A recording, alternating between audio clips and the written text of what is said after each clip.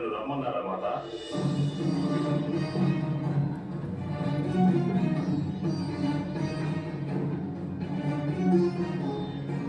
పుత్ర దుర్యోధన,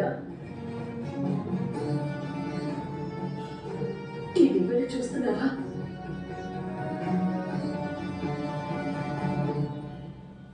ఈ నూరు దివ్యలు ఆ నూరుగురు పుత్రుల జీవితాలు కొంత వెలిగించిన పెట్టే.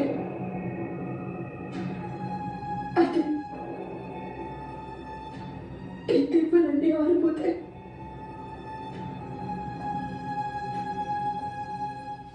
మాత, అందరి జీవితాలను విధి ఆపివేస్తుంది. కాదు పుత్ర,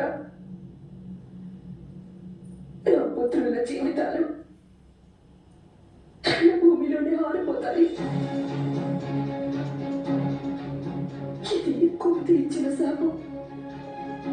అన్యాయం వల్ల విచలితమైన హృదయం చెప్పిస్తే అది ఎన్నటికీ వృధా కాదు. వ్యర్థమైన మాటలు మాత ఇవి. మేము భయభ్రాంతం చేసేందుకని ఇటువంటి పథకం వేశారు ఆ పాండవులు. వీటిలో ఏదో ఒక దీపాన్ని ఒకవేళ నేను ఇప్పుడే ఆపివేస్తే వెంటనే నా సోదరులు ఎవరైనా మరణిస్తారా? అయితే చూడు మాత, మొదట వెలిగించిన దీపం అంటే నా జీవితం ఇప్పుడే నేను ఆపివేస్తాను మాత.